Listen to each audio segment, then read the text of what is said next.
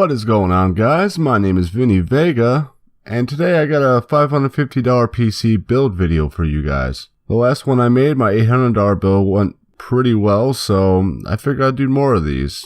This is an AMD build, but I probably will do an Intel build sometime in the near future, so look out for that as well. So let's get right into this. For the processor, I went with the AMD FX 6300 for $97. This processor runs at 3.5 GHz, and it's overclockable as well. This is by far the best bang for your buck for a gaming rig, and you'll get more than enough performance for gaming, period. I know there's some games that are more CPU intensive that might give it a run for its money, but all around it's a pretty good CPU. For the motherboard, I chose the MSI 970A G43. It's an ATX motherboard, AM3 Plus socket, just like the CPU. It supports up to 32 GB of RAM, up to 2133 memory, has RAID support, crossfire support, 6 SATA, 6 GB per second, and it also has USB 3.0 headers as well. The IO also features USB 3.0 and USB 2.0.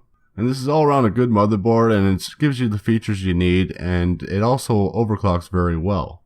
Right now you can pick up this motherboard for $65. Just a great motherboard all around for a great price. Now for the RAM, I chose the Corsair Vengeance, 8 GB, DDR3, 1600 MHz, and you can get this for about $42.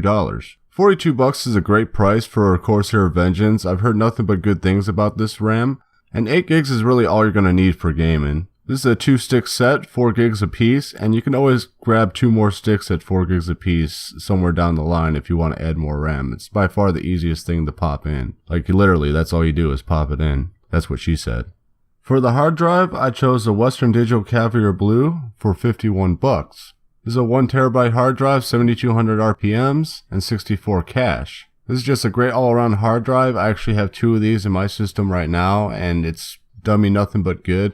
And it just doesn't make sense to put an SSD in this type of budget build, because for the same price you're only going to get about 120 gigs, and you're going to run right through that like right away. Even if you do spend another $30 and get a 250 gig SSD, you're still going to be shy a little bit when it comes to your storage. So it's just good to have a 1 terabyte in your system, be plenty of room for all your games and some other stuff as well. For the graphics card in this build, I went with the XFX Radeon R9 280. You can get this card for $205, 3 GB of VRAM buffer, and it's got a sick looking cooler on it, black on black with the chrome accents on it. This clocks at 1 GHz, and it is overclockable as well. I believe you can overclock this thing to around 1100 GHz. It's not much of an overclock, but it'll still give you better performance. This features 2 DVI-I, 1 HDMI port, and 1 mini display port as well for connectivity. You're not going to be able to max out every single game and still get 60 frames per second, but this card will definitely run Battlefield 4 at 60 FPS, and you'll still be able to run games like Witcher 3 at pretty high settings and still get pretty good frame rates with this card. For the power supply, I went with the Roswell Arc M550. This is a 550 watt power supply, and this will be plenty for the system.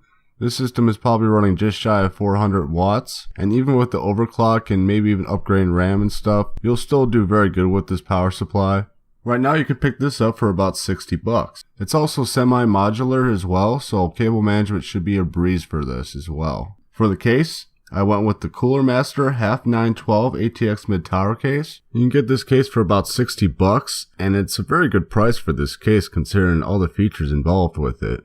Plenty of support for fans, a very sturdy design, plenty of airflow as well to keep your parts nice and cool. You can fit up to 6 fans in this case. It already comes with 2 120mm fans, one on the front for intake and one on the rear for exhaust. Also supports water cooling if you want to go down that road later on. I know I didn't include an aftermarket cooler in this build. It's definitely something I highly recommend you use for your first upgrade, especially if you plan on doing a lot of overclocking. You'll still be able to do some light overclocking with the stock cooler, but something like the Hyper 212 Evo from Cooler Master is an excellent cooler. It'll fit no problem in this case. Now, I just like technology stuff all around, and I've always been kind of a tech nerd growing up. Anything that came out new, I'd always wanted to fiddle with and play with. I just like talking about tech stuff and gaming in general, and just something that's fun for me, and hopefully you guys learn something from this channel, and hopefully I learn something right along with you. And if you guys have any suggestions for a future video, go right ahead and leave it in the comment sections down below.